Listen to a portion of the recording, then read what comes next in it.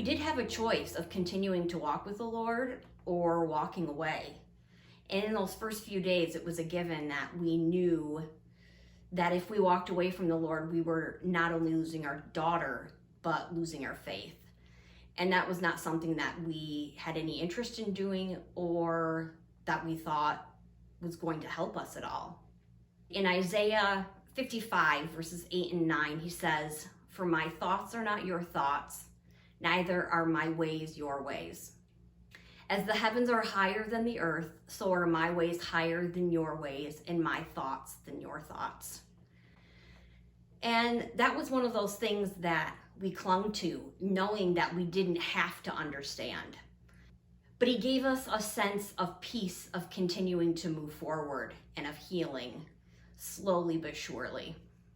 We began to see and to trust that his perfect plan takes in the whole scope of history, past, present, and future, every possible course of action, every potential outcome of everything, every contingency, and there's just no way we could possibly fathom all the intricacies of that and feel like we would know better than God. I heard another analogy that similarly, it didn't make me feel lots better, but it helped me to understand a little bit. And you may have heard this too, it's kind of famous, but it's almost as if God is weaving, a tapestry. And from his point of view, there's this beautiful picture that's emerging. But from our perspective, as we look up, all these strings just connecting from place to place.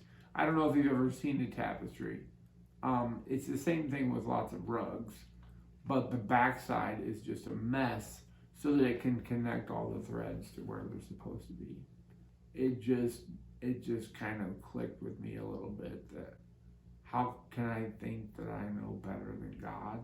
How do I, rectify that plan that he has with just what my limited knowledge is? So what are his promises to us? He promises that he is going to give us joy in the barren and the broken places of our hearts, in the barren and broken places of our minds. That he's going to strengthen our emotions, and that he's going to heal us. He's going to bind us up. Mm-hmm. And how do we get to that point? Well, we have to abide in him. That's what we did. We clung to God.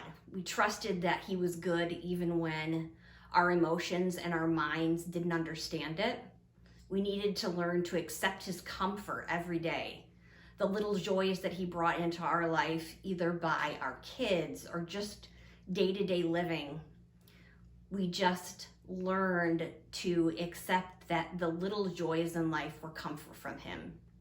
And I would just definitely say for me that I think I needed to know the whys or maybe the head knowledge before you did. And so as I learned about God's will, even though I didn't get immediate answers, I really was striving to abide in him.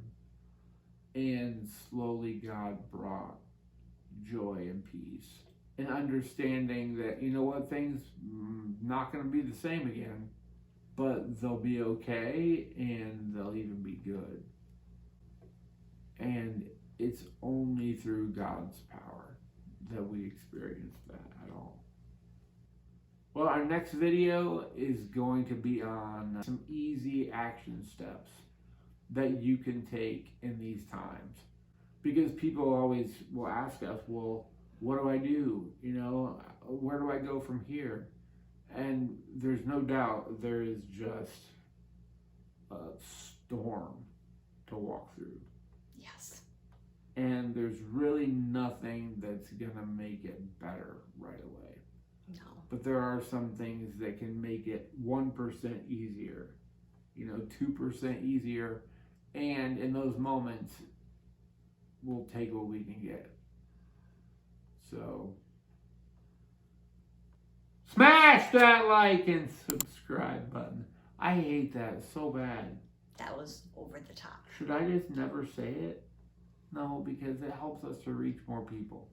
So, I'm shameless. and I'm shameless. Wait, come back. We gotta say our little tagline. This is Josh This is Shelly. signing off.